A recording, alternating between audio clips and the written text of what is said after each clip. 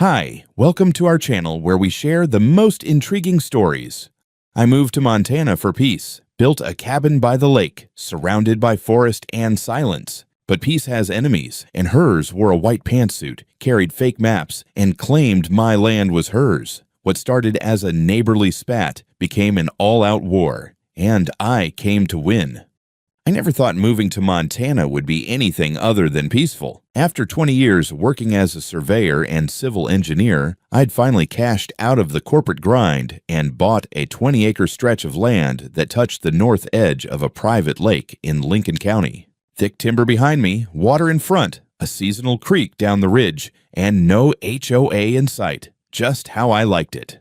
The property had belonged to a logging family decades back, and it still had the faint footprint of an old cabin my grandfather helped build in the 1950s. I decided to resurrect it. Took me 7 months, but I did it. A compact, sturdy 2-story cabin with a wraparound deck, set 30 feet from the tree line and 50 from the water. Every inch of it was mapped, measured, double-checked, professionally and personally. My own GPS gear, my own site plan, all filed with the county and state land offices. If you open the parcel map overlay, my lines lit up crisp and clean. No overlaps, no gray zones. It was as legit as it gets. The last screw went in on a Thursday morning, just before noon. I stood back on the deck with a cup of black coffee, admiring the sun hitting the lake. That sense of completion, real, earned, and rare. But like clockwork, peace has enemies. That enemy showed up the following Wednesday. I was hauling a crate of tools to my truck when I heard a voice sharp enough to split pine bark. "You can't be serious with this thing." I turned toward the ridge near the old trail access and saw her. Late 50s, bleach blonde helmet hair, pressed jeans that hadn't bent since Reagan, and a grimace like she'd stepped in something. In her hand, a manila folder clutched like it contained divine judgment. She didn't bother with introductions. "That cabin," she barked, pointing, "is sitting on my property. You need to pack up whatever this is and get off my land." I blinked. "Excuse me." "You heard me," she snapped. "This whole area down to the creek is part of my parcel. I have a map right here. Bought this land 15 years ago. What you're doing is illegal occupation." I set the crate down slowly. "My name's Nick Barrow. I'm the legal owner of Parcel 46B. Bought it 2 years ago. Surveyed and recorded by both county and state. You're standing on my land, actually." She gave a laugh like gravel hitting a fan blade. "Wrong. I bought my property from Ridgepoint Developments in '09. My deed goes from the access road to the shoreline. That cabin is mine." "You want to step back behind the fence, ma'am? You're trespassing." That sent her off like a Roman candle. She shoved a piece of paper against the fence. Some faded black and white map, no official stamps, just scribbles and highlighter marks. This was drawn by the previous owner, and I have a letter, right here, where he says this slope is reserved for my use. I couldn't help a short laugh. "You're basing a property claim on a letter from someone who no longer owns the land? It's a gentleman's agreement," she shrieked. "And I intend to enforce it." I took a slow breath, stepped closer to the fence, and hit record on my phone. "Ma'am, I'm going to ask you one time. Leave my property. Your claims are unfounded. I have legal documentation, GPS coordinates, filed land titles, and registered plans." She narrowed her eyes like I'd just insulted her ancestors. "Then you'll be hearing from the county. I'll see to it personally that this cabin is demolished. And I'll sue you for back use of my land. You have 48 hours to vacate." She turned on her heel and stormed off, her folder flapping behind her like the tail of a miserable kite. I stood there a moment longer, taking in what just happened. Welcome to Montana, I guess. It took less than a week for the crazy to find me, but I wasn't rattled. I'd dealt with worse disputes in 10 years of commercial boundary work. I knew what this was, a bluff. Still, a bluff can turn dangerous if you don't stomp it early. So I grabbed my laptop, opened the file directory with all my site plans, GPS logs, and legal documents, and got to work preparing a response she wouldn't soon forget. After she stormed off, I didn't waste a second. I've dealt with land disputes before, and I know the difference between a nuisance and a problem. Karen, she was trying her damnedest to be both. First thing I did was print out a hard copy of my official survey, the one I'd signed off on myself, along with 2 other licensed surveyors. It included GPS overlays, coordinate callouts, and high-resolution satellite imagery. I flagged the corners with red ink and attached a copy of my deed and the county-registered parcel description. Then I typed up a formal letter summarizing my legal ownership, the location of the cabin within the boundaries, and the fact that I'd now received threats of forced removal and legal action from a third party claiming interest in my land. I emailed that bundle directly to the Lincoln County Land Records Office, CC'd the Office of the Assessor, and filed a secondary digital record to the Montana State Department of Natural Resources just to cover all bases. I don't play small when people threaten my property. Then I filed a formal incident report with the county sheriff's office.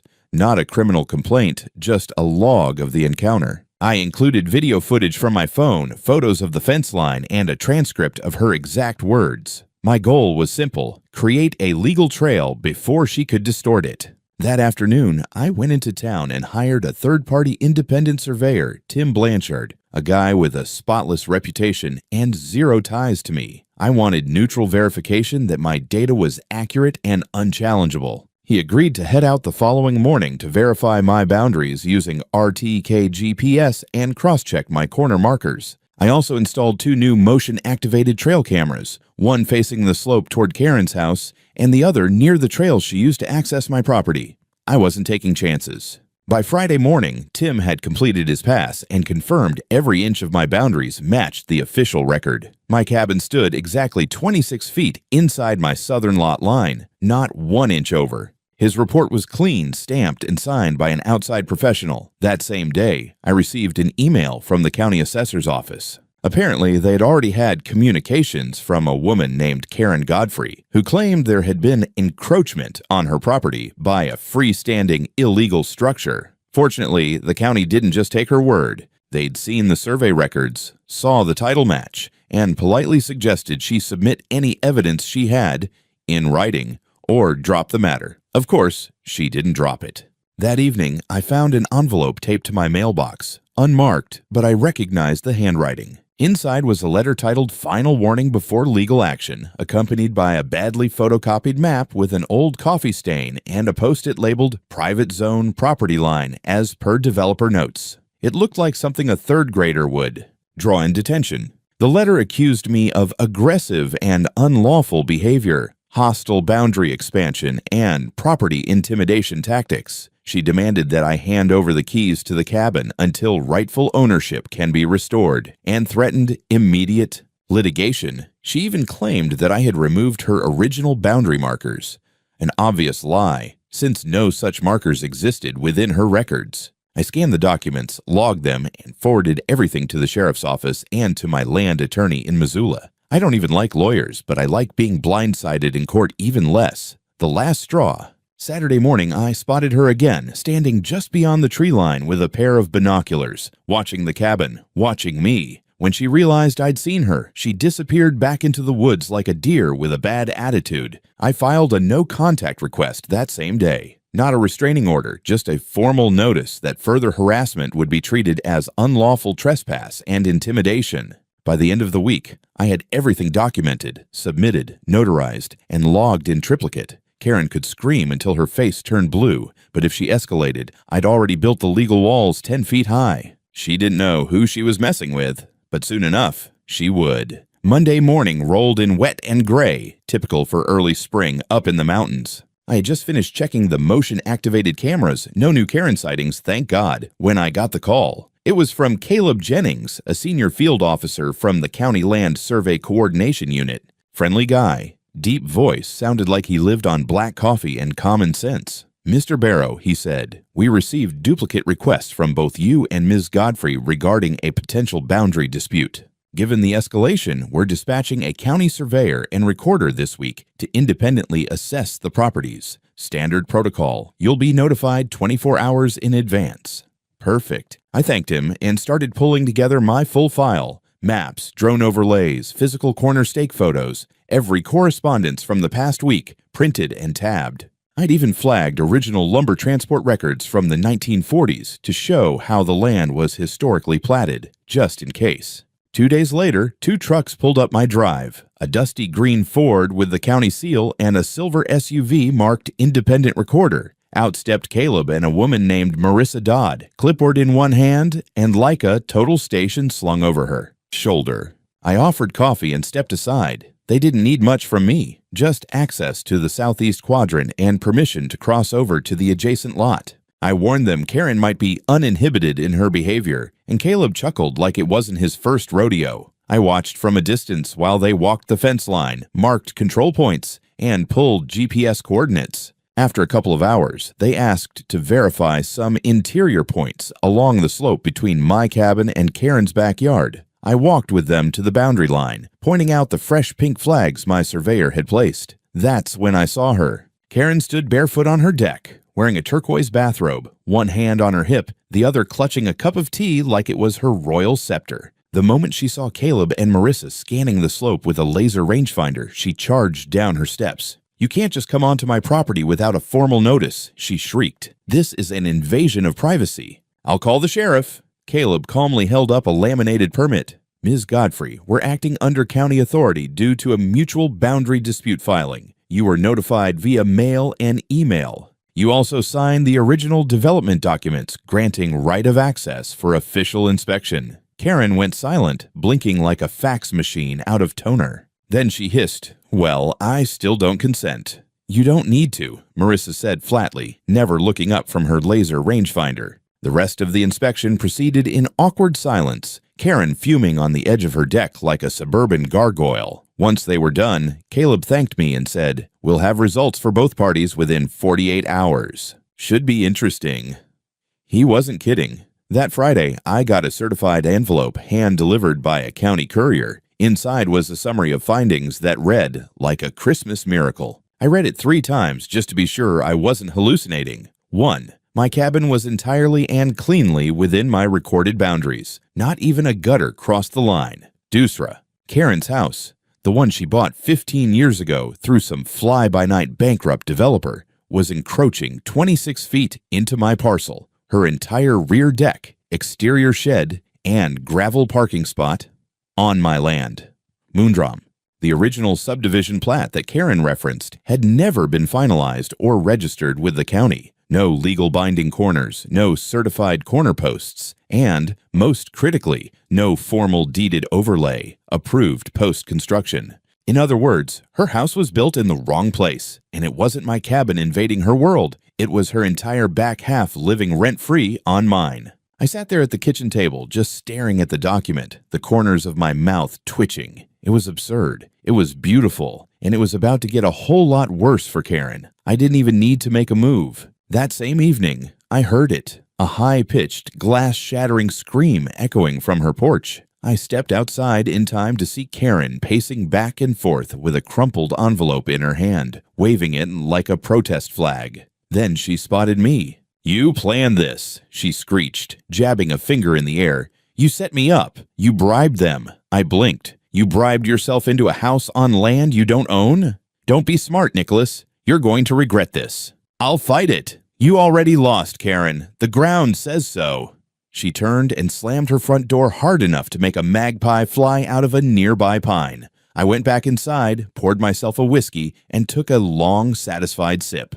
But I knew better than to celebrate too early. Karen wasn't done. I figured she'd go quiet after that. Most people would. You learn your $1,000,000 house is partially squatting on someone else's land. You call a lawyer, maybe cry into a Chardonnay, and hope to settle quietly. Not Karen. Instead, she escalated like it was a military campaign. 3 days after the county report, I got a knock on the door from a delivery driver holding a thick manila envelope. It was a notice of civil litigation filed by none other than Karen Godfrey, claiming that my cabin was a new construction deceitfully located on disputed land, that my survey was forged or misleading, and, my personal favorite, that I was engaged in boundary manipulation with intent to defraud. She had attached what she called new evidence, a set of scanned diagrams marked archival boundary map, with faded typewritten notes and a shaky signature from someone allegedly named Howard G.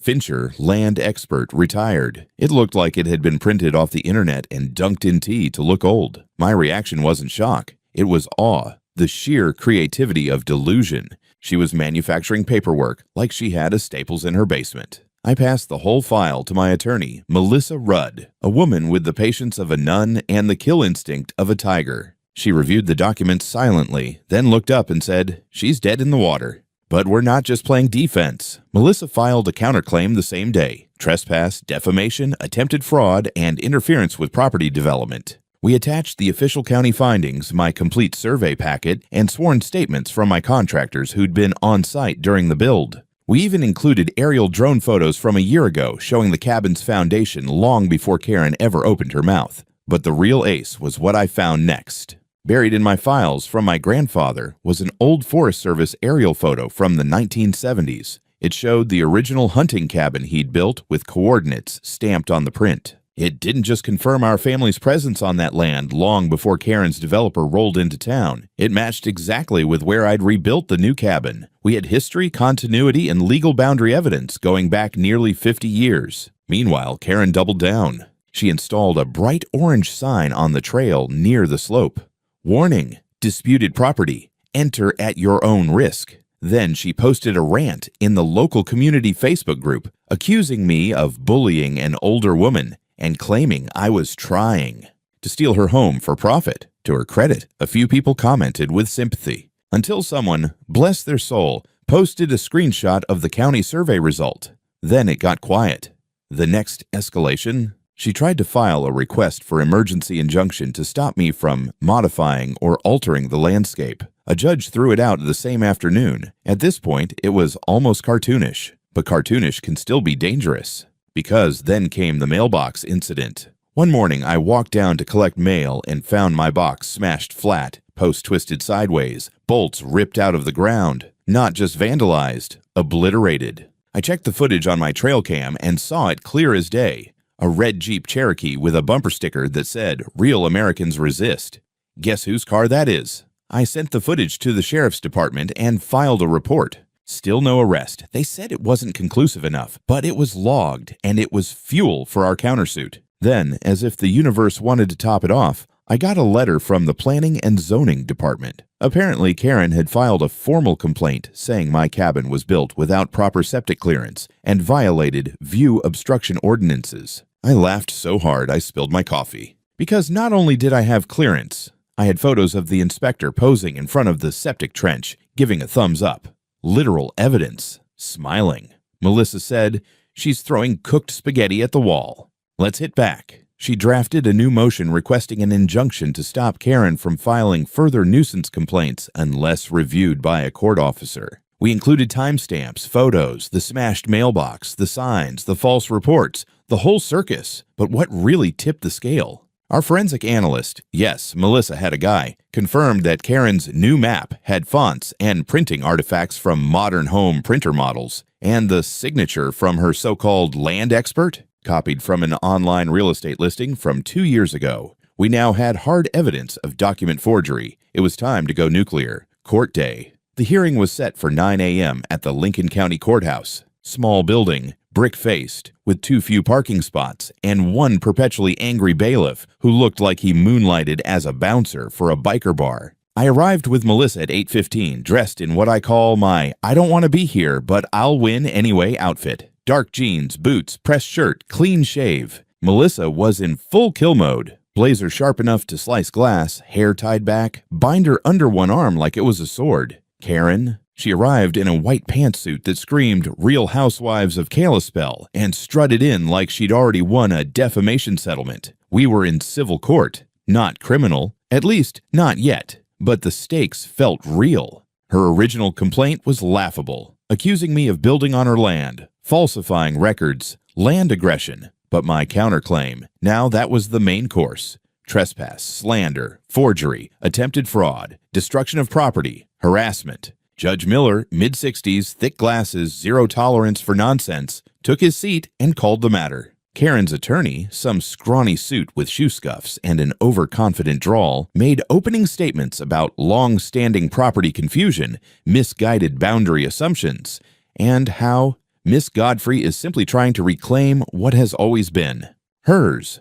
Melissa stood, calmly laid down 3 thick binders on the desk, and began to peel him apart. Your Honor, the defendant's claims are not just unfounded, they are demonstrably false, bordering on malicious. My client, Mr. Barrow, has irrefutable documentation filed with the County Survey Office, the State Land Registry, and the Montana Department of Environmental Quality. We will provide those records, video evidence, third-party surveys, drone imagery, and sworn contractor statements. In addition, we intend to demonstrate a deliberate campaign of harassment and deceit carried out by the plaintiff, including forged documents and physical property damage. Judge Miller raised an eyebrow. "You have proof of forgery?" Melissa smiled without smiling. "Yes, Your Honor, it's extensive. We started with the basics: deed, survey, construction permits, inspection logs, drone images. Then came the star of the show, the forensic report on Karen's map, when the analyst explained that the ink patterns, font type, and page margins matched modern home printer templates and that the signature had been digitally lifted from a real estate brochure." The courtroom went pin-drop silent. Karen, sitting next to her attorney, looked like someone had just canceled Christmas. Then we played video footage of her on my property, screaming threats, pointing fingers, and, best of all, claiming I'd stolen her private slope. The judge's expression slowly curdled like old milk. Karen's team tried to pivot. They argued long-term implied use, suggesting that because she'd believed the slope was hers for 15 years, she had a kind of psychological easement. Melissa stood up like she was waiting for this. There is no such thing as a psychological easement in Montana property law. This isn't a feelings-based jurisdiction. Boom. The judge called a break for lunch, but before we recessed, he said, "Ms. Godfrey, I strongly advise you to reconsider your position. This court does not take forgery lightly." After the break, the court reviewed our evidence of the smashed mailbox, the surveillance footage, the false report to zoning, and the slander Karen had posted online. One by one, the pillars of her defense crumbled. Then came the ruling. Judge Miller declared that the plaintiff's claims were baseless. The land in question belonged solely to me. Per current and historic records, the cabin was legal. Karen's attempts to present fabricated documents were being referred for criminal investigation, but that wasn't all. Pending the outcome of the criminal inquiry, the court issued a preliminary property injunction. I was now the recognized legal holder of the 26-foot strip of land beneath part of Karen's house. Her rear deck, her parking area, even part of her foundation, all of it sat squarely on land she didn't own. The judge gave her 60 days to either 1. Remove all structures from my parcel, or 2.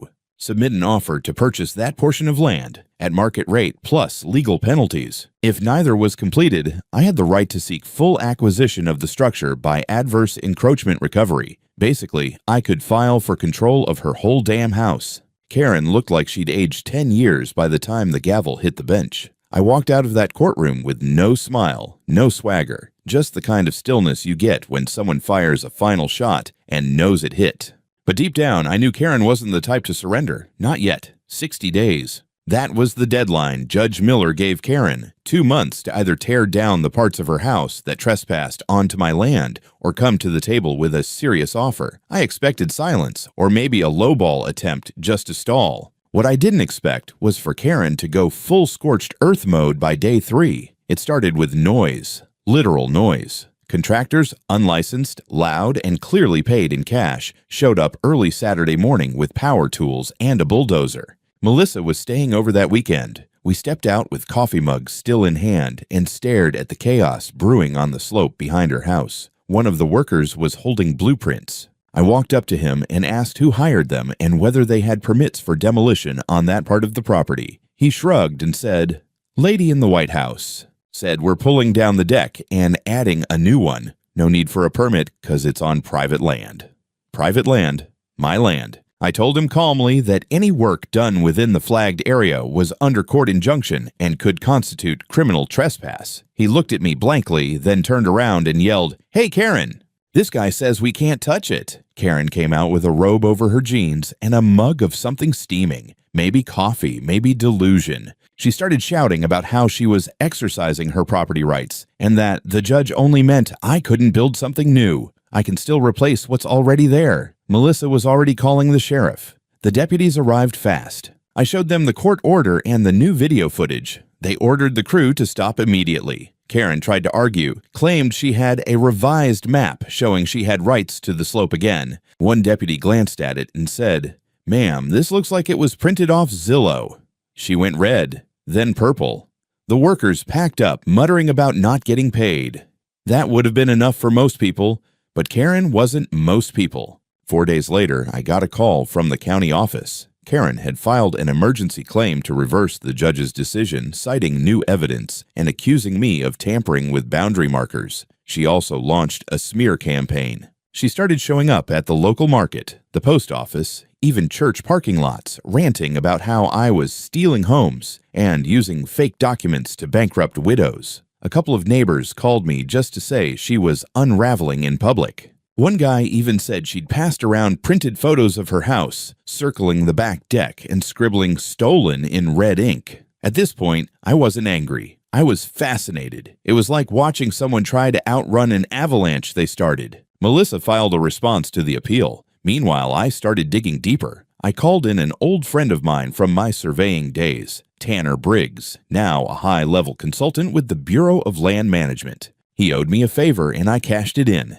Tanner and I started combing through public records, aerial surveys, even federal timberland maps from before the subdivision was built. What we found wasn't just confirmation, it was a bombshell. Karen's entire parcel had never been fully certified. The development she bought into 15 years ago had only provisional registration due to a court dispute involving water runoff from federal lands, meaning her original deed was conditional pending a final environmental audit that never happened because the developer went bankrupt and dissolved. She didn't just build part of her house on my land. Her entire house might be on unfinalized land, and I own the only properly recorded adjacent plot. That night, I sat on the porch of my cabin, looking out at the lake. The sky was black and endless, and all I could think was, she picked the wrong guy to mess with. The next morning, I drove straight to the Lincoln County Records office with a stack of maps, survey logs, and the contact sheet Tanner and I had built overnight. I didn't want theories. I wanted certified proof. The clerk, a soft-spoken woman named Dana, listened patiently as I walked her through what we found. When I showed her the old environmental notice of pending survey, her eyebrows shot up. "Oh, that subdivision," she muttered. "We've had headaches with it for years. You're telling me she never filed the final certs?" I nodded. Dana stepped away, made a call to her supervisor, and 20 minutes later, I was sitting across from the head of the County Land Records Department. He confirmed it. Karen's deed was legally suspended pending final boundary confirmation, which never happened. The bankruptcy of the original developer left several parcels in legal limbo, hers included. But it got better. Turns out the only continuous properly registered tract adjacent to that dead zone was mine. By Montana law, any unclaimed buffer land between registered properties can be petitioned for annexation by the adjacent legal owner, especially when the other party failed to finalize within state-mandated timelines. I filed the petition that same day. When the notice was delivered to Karen, she came storming down my driveway like she owned the gravel. Melissa was out on the porch, and I heard Karen's voice before I even opened the door. "You son of a... You're trying to take my house. You're a predator. This is my home."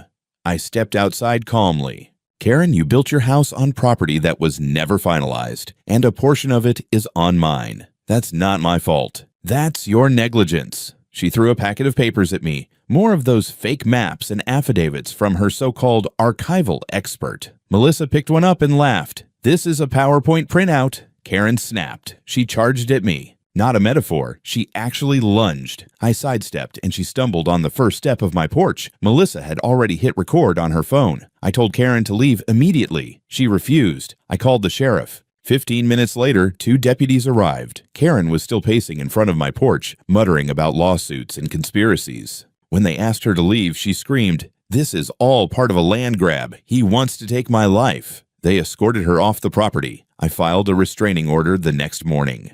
By week's end, I had the confirmation. My petition to annex the adjacent unclaimed buffer, including the land Karen's house sat on, was preliminarily approved pending public notice. The countdown had begun. Karen's retaliation. She filed a harassment lawsuit against me, claimed I was stalking her, sabotaging her utilities, and planting fake documents in the county system. Her lawyer lasted about 5 days before quietly withdrawing the complaint, probably once he read the actual files. But Karen wasn't done. 2 nights later, I caught her on camera, sneaking onto my property with a can of spray paint. She scrawled "thief" across my new deck rail and dumped a bag of garbage by my generator shed. I called the sheriff again, and this time, they charged her with trespassing and vandalism. She was booked and released within hours, but her mugshot made it into the local paper under the header, "Dispute over property turns ugly." The sheriff's office gave me a protective order and assigned patrol checks every other night. Meanwhile, I sent a letter through my attorney. Karen had 30 days to vacate the portion of her house now falling under my ownership or negotiate a purchase. No response. So I did what any reasonable man would do. I filed a lien on the structure and notified the county of my intention to auction the disputed footprint. It was no longer just a property line issue. This was a demolition countdown. The auction date was set for a Thursday morning in the courthouse lobby. It was a quiet affair, barely a dozen people in attendance, most of them attorneys or county clerks. I wore a blue flannel and jeans. Karen showed up in a white pantsuit, like she was walking into a talk show. She brought a man I assumed was her new lawyer, looked like he had just graduated law school, and already regretted his choice of client. I opened the bid at $1. Karen shrieked, "Objection, this is a scam." The clerk didn't even look up. "Objection noted. Auction proceeds." No one else bid. Why would they? The parcel up for auction included only the footprint of the portion of her house that sat on my land, plus a few feet of buffer. The winning bid, $1, was finalized within 10 minutes. I signed the deed transfer paperwork immediately. That afternoon, my lawyer delivered a certified notice to Karen. She had 15 days to either remove the overhanging structure or submit a purchase offer for the entire encroached parcel at fair market value, which, by our estimate, was over $1 million. $150,000. She never responded. On day 16, I posted "no trespassing" private property signs along the new property line, including on the back of her porch. Karen ripped one down in a rage, not realizing I had a motion-triggered camera mounted to the eave above. She was arrested again. This time, she was charged with violation of a court order, destruction of property, and contempt. At the hearing, the judge, same one from before, asked her bluntly, "Ms. Godfrey, do you deny that your house encroaches on Mr. Barrow's legal property?" Karen sputtered something about maps, conspiracies, and deep surveying fraud. The judge interrupted. "Do you have any certified documentation to support your claims?" She didn't. She was fined, slapped with a new injunction barring her from setting foot on my land under threat of jail, and her prior vandalism charge was formally reopened. My lawyer filed a civil suit for damages, defamation, and emotional distress, and by the time we were done, Karen was staring down over $300,000 in penalties and legal costs. The kicker? Her bank refused to extend her mortgage line due to the legal mess. She missed 2 payments. The house went into pre-foreclosure. I watched from my deck one morning as a real estate agent showed the property to a young couple with 2 golden retrievers. Karen stood on the porch shouting at them to get off her land. It wasn't her land anymore. A month later, I bought it at auction for a fraction of its value. I didn't even celebrate, just took a walk through the empty house, looked at the cracked foundation where it crossed into my parcel, and smiled. We demolished it in a week, cleared the land, regraded the slope, planted native grass. Where Karen once screamed about her view, now there's just silence and blue sky. I built a small guest cabin in its place. Just 1 story, cedar panels, a screened-in porch. Melissa's family visited that summer and stayed there for 2 weeks. Said it was the most peaceful place they'd ever been. Before we wrapped construction, I mounted a small bronze plaque to a boulder by the path. "This wasn't your land, Karen. It's mine. All of it." Karen, she skipped the state. Rumor has it she's living with a cousin in Nevada trying to sell some RV she doesn't actually own. I couldn't care less. I own 20 acres of legal, uncontested lakefront Montana wilderness, plus 1 extra courtesy of arrogance and fake maps. And every morning, I drink coffee on my porch, look at the shoreline, and smile.